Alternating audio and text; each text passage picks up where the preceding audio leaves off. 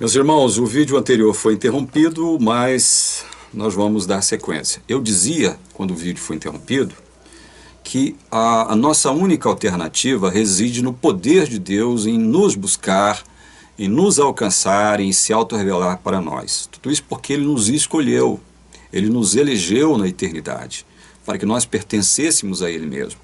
Ele não nos elegeu porque Ele previu que nós seríamos santinhos, bonitinhos, perfeitinhos, que estaríamos já andando nos seus caminhos, e por isso Ele nos elegeu. Não, não foi por isso. Ele nos elegeu para que nós nos conformássemos à imagem do seu Filho. É isso que Paulo vai dizer em Romanos, capítulo 8, versículo 29.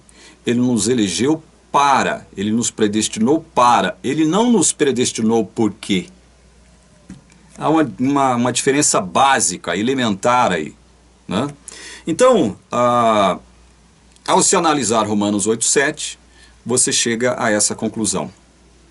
Você por você mesmo não tem possibilidade de fazer nada no sentido de fazer com que você, enquanto carne, se torne espírito. É só Deus que pode fazer alguma coisa por você. Daí a importância de nós crermos no Evangelho da graça. É por graça, não é por obras. Porque por obras da lei ninguém será justificado diante de Deus. Paulo está dizendo isso ao longo de todo Romanos até aqui. É por isso que ele está dizendo isso. Olha, então não há como você fazer nada para poder mudar a sua situação, a sua condição. Você é nascido da carne, carne você é, carne você será até morrer. Então você não tem condição de fazer nada. É por isso que a sua justificação não se dá por obras. Você já está condenado. Você já foi condenado. Não é? Você é carne, você nasce enquanto carne. E enquanto carne você está condenado à morte. Né? Você será carne, você permanecerá sendo carne até morrer e pronto, acabou. Romanos 8,8 diz assim: portanto, os que estão na carne não podem agradar a Deus. Olha, outra impossibilidade. Primeiro, Paulo diz que a carne, a inclinação da carne não pode se sujeitar à lei de Deus. Não pode, ou seja, é impossível. Esse não pode tem esse sentido, de ser impossível. Tá? E agora ele está falando de outra, ele está tratando de outra impossibilidade aqui. Os que estão na carne não podem agradar a Deus. É impossível agradar a Deus estando na carne. Mais uma prova de que nós, enquanto carne, não temos o poder de fazer absolutamente nada de agradável aos olhos de Deus. Isso do ponto de vista espiritual, salvífico, redentivo. Não há nada que nós possamos fazer nesse sentido. Os que estão na carne não podem agradar a Deus. Aí eu leio um outro texto, em Hebreus, abra sua Bíblia aí, em Hebreus, capítulo 11, versículo 6. Leia comigo Hebreus 11, 6, tendo em mente este versículo de Paulo, em Romanos 8,8. Os que estão na carne não podem o quê? Agradar a Deus. Aí o escritor de Hebreus, aqui no capítulo 11, versículo 6, diz assim: de fato, sem fé é impossível agradar a Deus, porque é necessário que aquele que se aproxima de Deus creia que Ele existe e que recompensa os que o buscam. Sem fé é impossível agradar a Deus. Analisem estes dois textos. Vamos compará-los? Romanos 8,8. Portanto, os que estão na carne não podem agradar a Deus. Os que estão na carne.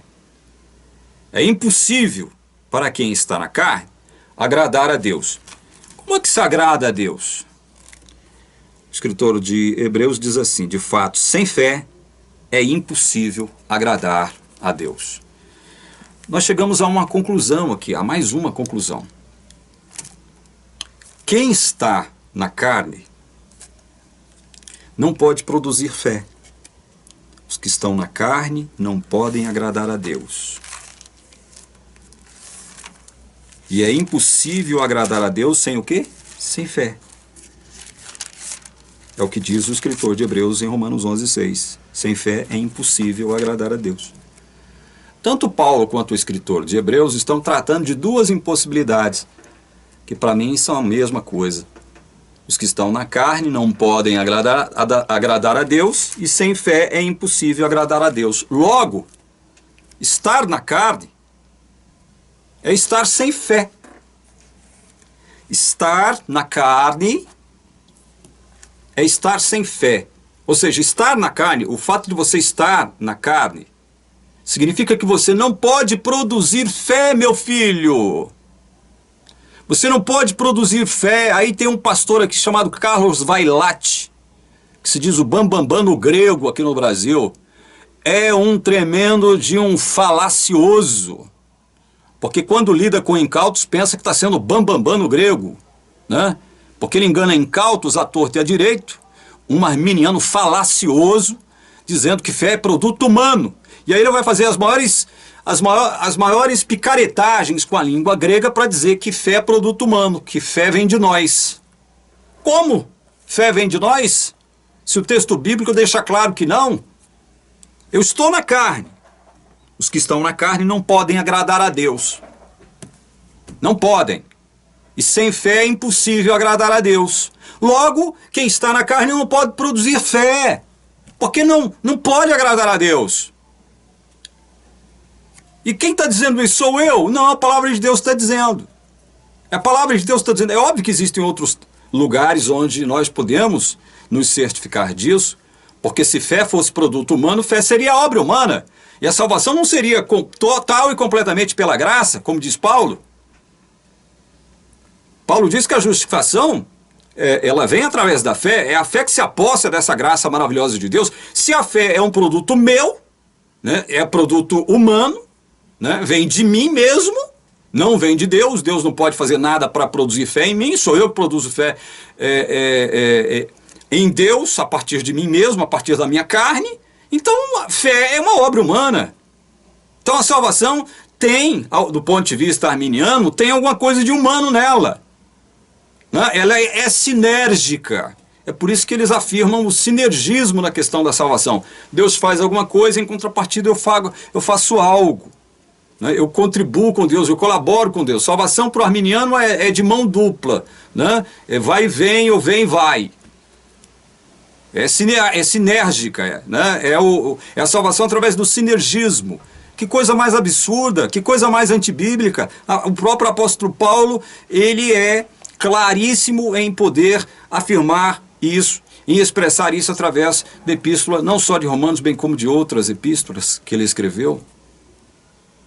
Então, meus amados irmãos e amigos, prestem atenção na palavra de Deus. A palavra de Deus deve ser o nosso norte. Ela que deve ser a nossa autoridade final de fé e prática. É a palavra de Deus. Não é orientação teológica nenhuma, não é igreja nenhuma, né? Nenhuma denominação tem esse poder. É a palavra de Deus que tem o poder de chancelar aquilo que nós façamos ou não. É só ela. Ela é o nosso norte, ela é a nossa autoridade. Palavra de Deus. E o Espírito Santo fala através da palavra de Deus. Foi ele que soprou aos profetas, a todos os escritores bíblicos, a própria palavra de Deus. Então, eu fico por aqui nesse vídeo, reafirmando um detalhe que é importantíssimo para que a gente possa compreender o Evangelho. Eu de mim mesmo, você por você mesmo ou mesma, não pode fazer absolutamente nada para buscar o favor de Deus. A graça de Deus. É graça, e aí eu vou ser tautológico, é graça de graça. Como diz Paulo, é graça gratuita. Você não paga nada, até porque você não tem nada para pagar. Você não tem com que barganhar com Deus a sua salvação. É de graça. Se é de graça, eu não posso fazer nada. Eu não tenho nada para barganhar com Deus. Eu não tenho moeda nenhuma que possa fazer com que eu dando essa moeda para Deus, ele me dê sua salvação em troca. Nada. É graça pura, é graça gratuita, é graça soberana. É graça direta de Deus para você, porque Deus te elegeu lá na eternidade. E digo mais, meu irmão, sem eleição da graça não há salvação. Nós vamos ver isso quando a gente estiver estudando aqui os capítulos 9, 10 e 11 de Romanos. Sem eleição da graça não há salvação. Sem eleição da graça não há igreja de Deus na terra. Embora exista muitos da igreja de Deus na terra que não aceitem a doutrina da eleição da graça, coitados. Coitadinhos. É porque Deus é muito bondoso e misericordioso, né? De aceitá-los mesmo eles desconhecendo este fato bíblico e fundamental da nossa fé, que sem eleição da graça não há igreja, não há remanescente. Não há. Só há igreja de Deus na terra porque há eleição da graça. Só há salvação porque houve eleição da graça lá na eternidade ainda. E tem muitos que vêm aqui, têm a coragem, a cara lambida, a cara safada de vir aqui dizer que eu estou pregando, o que eu estou pregando aqui é coisa do diabo. Vá de retro, Satanás. Vá de retro, você que diz isso. Você está vencido, Satanás. Você está vencido, diabo, pelo poder da palavra de Deus. A mentira não tem poder diante da palavra de Deus aberta. Portanto, vá de retro. Diabo, Satanás, Beuzebu, vá de retro. Irmãos, que Deus abençoe você que está em busca da verdade. Custe o que custar, haja o que houver. Independentemente do que aconteça ou deixe de acontecer. Que Deus te abençoe, que Deus te guarde. Que Deus unja o seu entendimento para que você possa conhecer o seu Evangelho de modo mais profundo e real, em nome do Senhor Jesus. Amém.